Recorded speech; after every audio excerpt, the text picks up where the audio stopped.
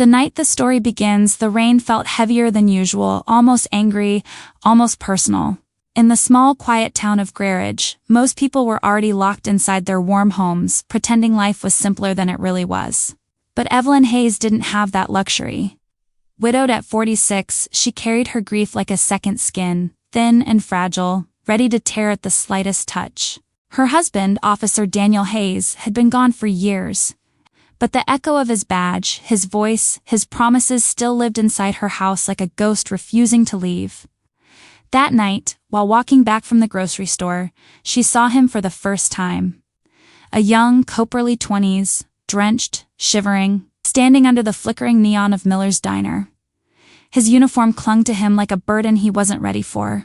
His eyes were down, posture anxious, the kind of look Evelyn had seen countless times on Daniel when he was still a rookie trying to prove himself. This boy had the same defeated slouch, the same quiet fear.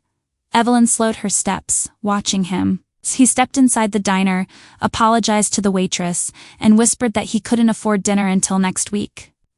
The waitress gave him a sad look. He tried to smile through the embarrassment. Something inside Evelyn cracked. She didn't know his name, he didn't know she existed. But grief makes people sensitive to suffering, especially suffering that rhymes with their own. So she walked in after him, heart racing, paid for his meal in secret, and told the cashier not to reveal her identity. Just one message: tell him someone believes in him. As she turned to leave, the rookie cop took out a small notebook. A symbol on the cover caught the light. Evelyn froze. She had seen that symbol before, years ago, engraved inside her husband's badge case. A symbol no rookie officer should be carrying, and in that moment, the rain didn't feel angry anymore. It felt like a warning. Before we dive deeper into this story, take a second to subscribe and stay with us until the last twist. Because sometimes a simple act of kindness ties lives together in ways no one ever sees coming. Now, let's go back to the night it all began. Evelyn Hayes had learned to live with silence. Not the peaceful kind, the heavy, haunted kind that fills a house after someone never comes home again. Her husband, Officer Daniel Hayes, had been gone for years. Taken by a call that started like any other routine shift and ended with a folded flag and a funeral no one in town could forget. What people did forget, though, was what came after. The late-night calls that stopped. The friends that drifted away. The way the world quietly returns to normal, while the widow never really does. On the outside, Evelyn functioned. She bought groceries, paid bills, answered polite small talk with a tight, practiced smile. But inside, she was frozen in the moment she'd watched Daniel's badge be placed on that polished wooden box. That badge used to mean protection, honor, purpose. Now, it was a symbol she kept locked in a drawer, wrapped in a handkerchief that still faintly smelled like his cologne. The town of Greyridge remembered Daniel as a hero. They remembered Evelyn as the widow, then, slowly, just that quiet woman in the blue house on the corner. Time does that. It turns people into background. That's why, on that rainy Thursday night, no one really noticed her walking home under an old umbrella, clutching a small bag of groceries to her chest. No one saw the way she flinched when a police siren echoed in the distance. No one saw the way her eyes automatically turned toward the sound, searching for a patrol car that would never again belong to her husband. But that night, she wasn't the only one out in the rain. Under the tired neon sign of Miller's Diner, a young cop stood alone, soaked from collar to boots, staring at the door like he wasn't sure he deserved to walk in. And something in the angle of his shoulders made Evelyn stop in her tracks. Because for the first time in years, she saw a piece of Daniel in a stranger's posture. She didn't know it yet, but that moment, hesitating on the sidewalk, watching a rookie cop fight with his own pride, was the first thread of a story that had been waiting in the dark for a very long time. The diner's neon buzzed weakly, fighting the rain that hammered the glass like impatient fingers. Evelyn stepped inside quietly, shaking the water from her umbrella as she slipped into the corner. She didn't usually stop anywhere on her way home, but something about the rookie cop she'd seen outside pulled her attention like a thread she couldn't ignore. He sat at the far end of the counter, shoulders hunched, fingers nervously tapping at the edge of his empty plate. His name tag read Cole, though he seemed too young, too soft around the eyes to be a police officer. His dark hair was damp, sticking to his forehead. Every few seconds he rubbed his palms against his soaked uniform pants, as if trying to warm them, or steady himself. The waitress returned, setting a glass of water in front of him with a pitying smile. "Cole, honey, you sure you're okay?"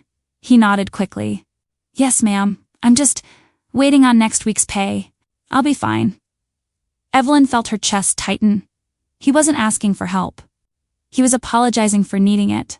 When the waitress gently suggested a hot meal on the house, Cole shook his head, embarrassed. "I can't accept that. It wouldn't be right." That was when Evelyn rose from her seat. She walked to the register, paid for the cop's dinner, and leaned in close to the cashier. "Don't tell him who paid," she whispered. "Just give him this." She scribbled a message on the back of her receipt and slipped out before anyone noticed her. The night swallowed her as she stepped back onto the wet sidewalk. Inside, Cole finally allowed himself to breathe when the waitress placed a fresh plate of food in front of him. "Someone believes in you," she said softly, handing him the message. He stared at the note, confused, touched, unsettled. Then he reached for his small patrol notebook. The neon light hit the cover just right. And Evelyn, still close enough to see through the window, froze in place. Because there, pressed into the leather, was a symbol she knew by heart. A symbol that should have died with her husband. Evelyn didn't move at first. Her umbrella hung loosely from her hand as the rain soaked through her coat, but she barely noticed. All she could see was the mark embossed on Cole's notebook, a small, intricate emblem shaped like a shield intersected by a single diagonal line. Daniel's mark. Years ago, her husband had carved it into his own leather badge case, calling it a quiet promise, a symbol shared only between officers who had once taken an oath together during a rescue mission gone wrong. Daniel never explained much, only that the men who carried that mark were bound by something more than the uniform. And now a rookie, a boy half Daniel's age, was carrying it? Evelyn stepped backward into the shadows as Cole stood from the counter, thanked the waitress, and tucked the notebook into his jacket. His expression still held that mix of gratitude and quiet shame. He had no idea someone was watching him, studying him, remembering things she had tried for years to forget. When she finally returned home, Evelyn dropped her keys on the table and sat heavily in her late husband's old armchair. The memory hit fast and sharp. Daniel sitting here years earlier, polishing his badge case, tracing that same symbol with his fingers. "It's a reminder," he'd said softly, "of someone I owe my life to, someone I may have to repay someday." Evelyn hadn't understood then. She understood even less now. Meanwhile, across town, Cole trudged into the precinct, hoping no one would notice how drenched he was. But the sergeant behind the desk, a broad, stern man with a salt and pepper mustache, lifted an eyebrow. "Rough night, kid." Cole tried to smile. "Just getting used to things." The sergeant sifted through a stack of mail and pulled out a thin brown envelope. "This came for you. Looks important." Cole's smile faded. "For me? From who?" The sergeant shrugged. "No return address."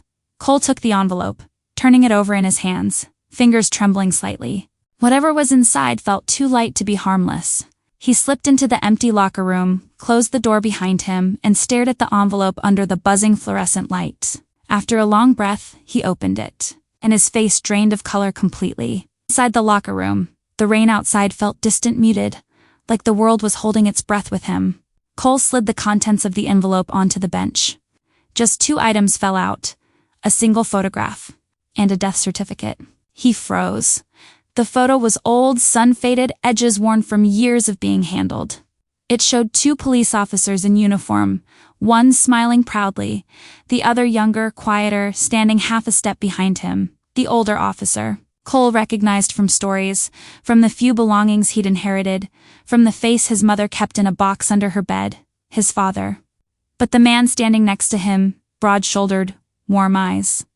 Badge shining, was someone Cole had only heard about, never seen clearly. The man his father admired. The man his father said died far too soon. The name typed across the death certificate confirmed it. Officer Daniel Hayes. Cole let out a shaking breath, gripping the edge of the bench until his knuckles turned white. He whispered, almost to himself, "I finally found him." He didn't mean found in the literal sense. He meant the truth, the connection he'd been chasing for years, quietly, without telling anyone. He'd joined the police academy searching for answers about a man whose death had left an invisible bruise on his family. He hadn't expected the answers to find him first. He slipped the documents back into the envelope and shoved it deep into his locker, locking it with trembling hands. He didn't want questions. He didn't want pity. He didn't want anyone in the precinct knowing he was looking into his father's past, especially not this early in his career. But somewhere inside him, a fire lit. A promise. Across town, Evelyn sat with Daniel's old badge case in her lap, running her thumb over the familiar symbol. She wondered if she should go to the precinct. Speak to the rookie. Ask him where he got the mark. But fear held her still. She wasn't ready for whatever it meant.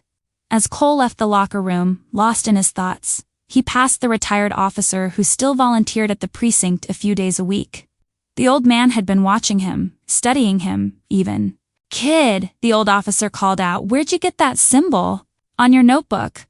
Cole hesitated. "You recognize it?" The old man's expression darkened.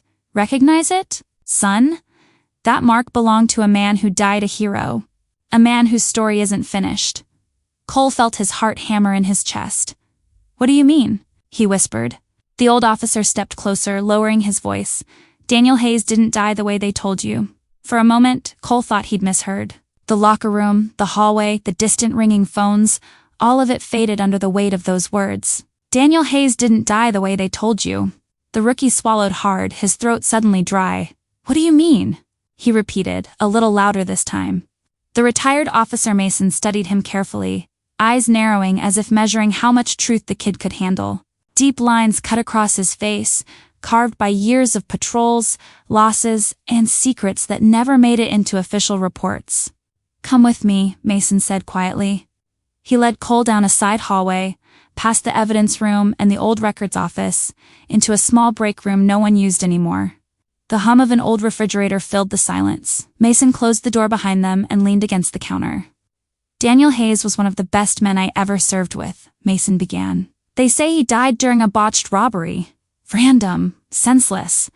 But it wasn't random. And it wasn't senseless." Cole felt his pulse in his ears. "My father, he knew him. He talked about him all the time. Said he owed Daniel his life." Mason nodded slowly. "Yeah, he did." The words landed like stones in Cole's chest.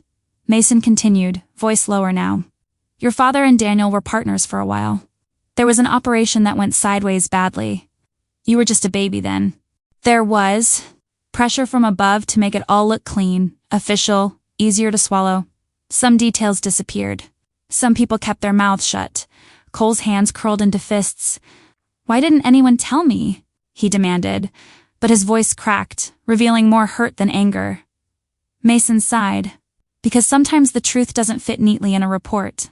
And because some people thought you'd be better off not knowing what your father carried on his conscience." Across town, in her dim living room, Evelyn opened the drawers she had avoided for months. Inside, beneath Daniel's badge case and a stack of folded letters, there was a small envelope marked in his handwriting. She'd seen it before, never opened it.